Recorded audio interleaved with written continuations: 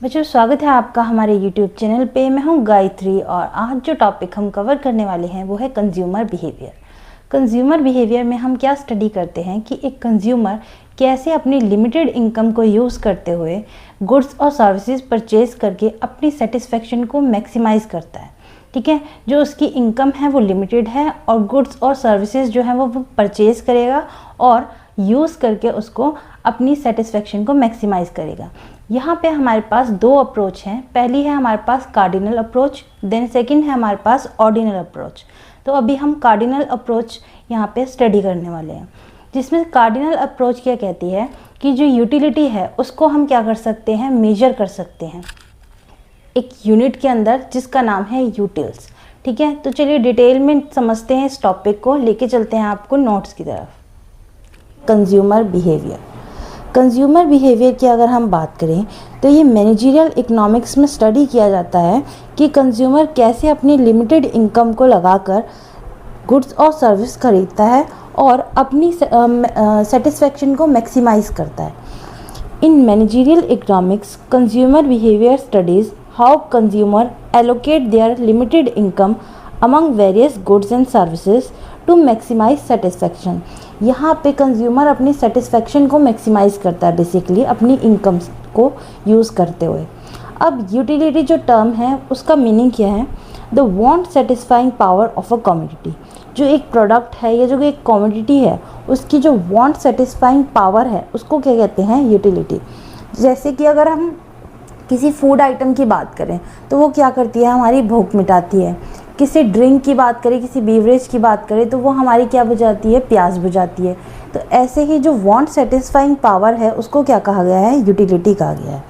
अब यहाँ पे मेन दो अप्रोच हैं यूटिलिटी एनालिसिस के लिए। सबसे पहले है हमारे पास कार्डिनल यूटिलिटी एनालिसिस, देन है ऑर्डिनल यूटिलिटी एनालिसिस। हम जो कवर करेंगे इस लेक्चर में वो है कार्डिनल यूटिलिटी एनालिसिस। ठीक है, यहाँ पे ये जो अप्रोच है ये दी किसने है? Proposed by Alfred Marshall. तो इन्होंने ये अप्रोच दी है। अब ये अप्रोच एक अजम्पशन पे बेस है। अजम्पशन क्या है? कहते हैं यूटिलिटी जो है वो मेजर्ड की जा सकती है न्यूमेरिकली इन यूनिट्स कॉल्ड यूटिल। तो यहाँ पे जो यूटिलिटी है उसको किस में मेजर किया जाता है? यूटिल्स में मेजर किया जाता है। पर ये क्या है? अजम्पशन है। नेक्स्ट क्या कहती है कि कंज्यूमर एम करता है टू मैक्सिमाइज टोटल यूटिलिटी। तो यहाँ पे वो अपनी जो टोटल यूटिलिटी है उसको मैक्सिमाइज करना चाहता है कंज्यूमर। देन है law of diminishing marginal utility, DMU applies. तो DMU जो है हमारे पास ये क्या कहता है कि जब हम एक के बाद एक यूनिट कंज्यूम करते रहते हैं तो हमारी जो यूटिलिटी है, ये जो वांट सेटिस्फाइंग पावर है वो क्या होती चली जाती है? कम होती चली जाती है। ठीक है, अब नेक्स्ट है हमारे पास इसमें total utility and marginal utility. Total utility की अगर हम बात करें तो यहाँ पे जो टोटल सेटिस्फेक्शन है from consuming units of a commodity, तो जो टोटल हमारे पास सेटिस्फेक्शन आ रही है उसको क्या कहते हैं हम? Total utility. और मार्जिनल यूटिलिटी की अगर हम बात करें तो यहाँ जो एडिशनल सेटिस्फेक्शन मिलती है from consuming one more unit उसको क्या कहते हैं? Marginal utility. मार्जिनल यूटिलिटी का फॉर्मूला है, यहाँ पे जो चेंज आएगा टोटल यूटिलिटी में अपॉन में जो चेंज आएगा क्वांटिटी में। ठीक है, अब हमारे पास है law of diminishing marginal utility. अब ये क्या कहता है? As consumption increases marginal utility decreases. तो इस सिंपल वर्ड में अगर हम देखें तो ये कह रहा है कि जैसे जैसे हम एक किसी चीज़ की कंजप्शन बढ़ाते हैं तो मार्जिनल यूटिलिटी कम होती जाती है।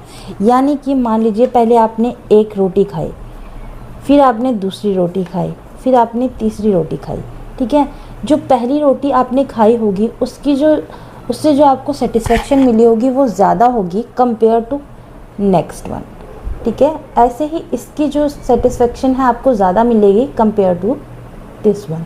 ठीक, the law of diminishing marginal utility states that as a person consumes more unit of a specific good और service, the additional satisfaction derived from each successive unit decreases. तो यहाँ पे भी जैसे जैसे हम एक्स्ट्रा यूनिट ऐड करते जाते हैं या कंज्यूम करते जाते हैं तो क्या होता है? हमारी मार्जिनल यूटिलिटी जो है, जो एडिशनल सेटिस्फेक्शन है वो क्या होती जाती है, डिक्रीज होती जाती है।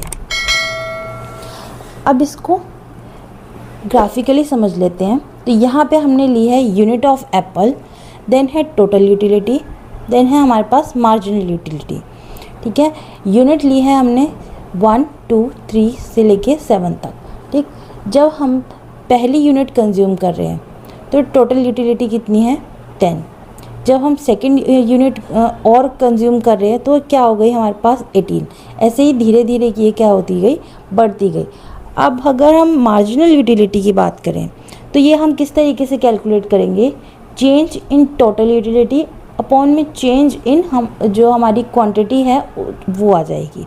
ठीक है, तो यहाँ पे पहले में कितना चेंज आया, 10 का, देन यहाँ पे कितना चेंज आया, 1 का, तो 10/1 10 हो गया। यहाँ पे चेंज कितना आया, 8 यूनिट का। यहाँ पे कितना चेंज आया, 1 मोर यूनिट का। तो यहाँ पे हमारे पास 8 आ गई मार्जिनल यूटिलिटी। यहाँ पे कितना चेंज आया हमारे पास, 6 का, 6 यूटिल। यहाँ पे हमारे पास कितना यूनिट हमने एक्स्ट्रा कंज्यूम करी है, 1 यूनिट एक्स्ट्रा। ठीक है, तो यहाँ 6 हो गया। तो ऐसे ही जब हम कैलकुलेट करते जाएंगे तो बेसिकली यहाँ पे 10/1 है, 8/1 है। ठीक है, क्या कर रहे हैं हम यहाँ पे इसका डिफरेंस ले रहे हैं, इसका डिफरेंस लिया और इसका डिफरेंस लिया अपॉन में। ठीक, ऐसे ही जब हम लास्ट में पहुँचते हैं तो क्या कहता है, जैसे जैसे हम कंज्यूम करते गए एक और यूनिट, तो यहाँ पे हमारी डिक्रीज़ होती गई और एट एक ऐसा पॉइंट भी आया जब ये नेगेटिव हो गई। ठीक है, तो यहाँ पे अब हम इसकी ग्राफिकल प्रेजेंटेशन देख लेते हैं। यहाँ हमने ले ली है टोटल यूटिलिटी, यहाँ पे ले ली है यूनिट ऑफ एप्पल।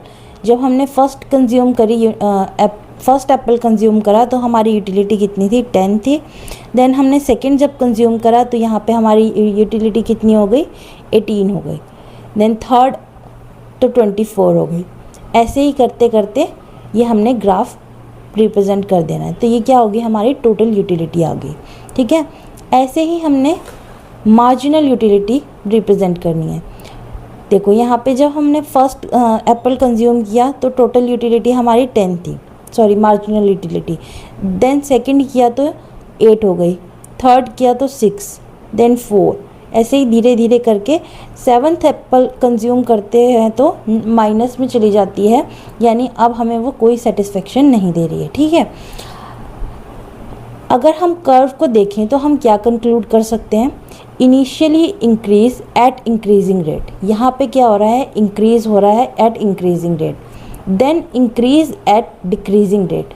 यहाँ से यहाँ तक तो देखो बढ़ते हुए क्रम में बढ़ रहा है, और यहाँ पे क्या होने लगा है, थोड़ा थोड़ा कम रेट पे बढ़ रहा है, तो डिक्रीजिंग रेट पे बढ़ रहा है पर।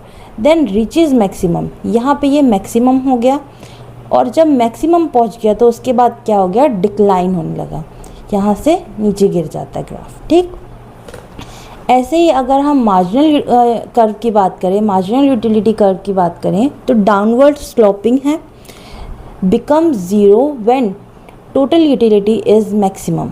जब हमारी टोटल यूटिलिटी मैक्सिमम है, ठीक है, यहाँ पे टोटल यूटिलिटी हमारी 30 है और हमारा जो मार्जिनल यूटिलिटी है वो 0 हो गई है। ठीक, become zero when total utility is maximum, becomes negative when total utility decline. जब ये डिक्लाइन करने लगी तो ये कहाँ हो गई, नेगेटिव में चली गई मार्जिनल यूटिलिटी। ठीक है, नेक्स्ट है हमारे पास law of equi marginal utility. अब ये लॉ क्या कहता है, law of equi marginal utility states that a consumer maximise satisfaction when the ratio of marginal utility to price is equal for all goods। यानी कि जितना भी प्रोडक्ट वो ख़रीदे सबकी मार्जिनल यूटिलिटी क्या आए, इक्वल आए।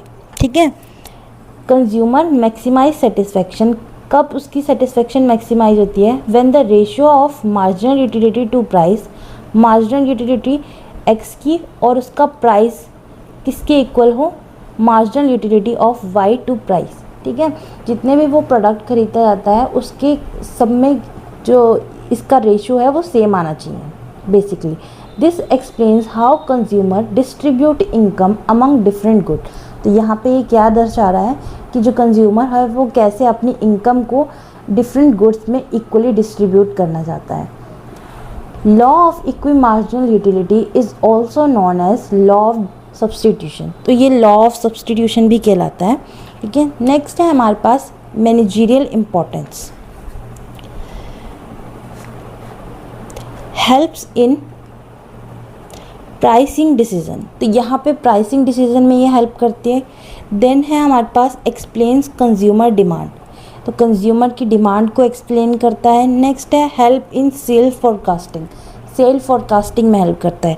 प्राइसिंग डिसीजन की अगर हम बात करें तो हम प्रोडक्ट का प्राइस कंज्यूमर की इनकम और स्पेंडिंग के हिसाब से रखेंगे, और हमारी जो कॉस्ट है और मार्जिन है वो भी अच्छे से निकल जाए, ये भी देखेंगे।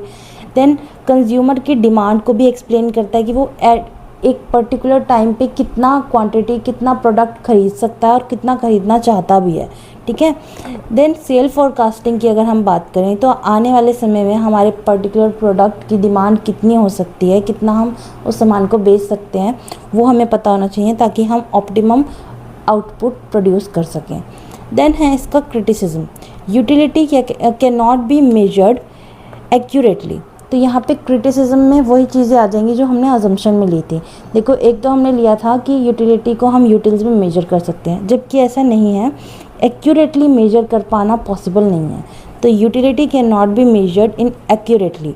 देन है marginal utility of money is not constant.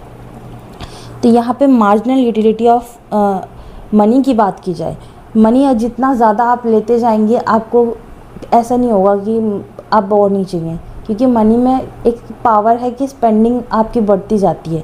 ठीक है, तो marginal utility of money is not constant. वो कभी भी कांस्टेंट नहीं हो सकती और वो डिमिनिशिंग की तरफ तो बिल्कुल नहीं जा सकती। देन है अनरियलिस्टिक अजम्पशन। तो यहाँ पे जो अजम्पशन बेस्ड है ये कॉन्सेप्ट, तो यहाँ पे ये क्या होगी, अनरियलिस्टिक अजम्पशंस है। कुछ एजम्पशंस ऐसी हैं जिनमें यकीन कर पाना मुश्किल है, जैसे कि आपका जो मार्जिनल यूटिलिटी है वो ज़ीरो ही हो जाएगी और नेगेटिव में ही चली जाएगी, क्योंकि कुछ चीज़ें ऐसी भी हैं जो आपको जितनी ज़्यादा मिलती जाए उतनी कम लगती है। ठीक है, नेक्स्ट में हम कवर करेंगे ऑर्डिनल यूटिलिटी अप्रोच। तो ये था हमारा टॉपिक कार्डिनल यूटिलिटी अप्रोच का। आई होप आपको समझ आया होगा। Thank you.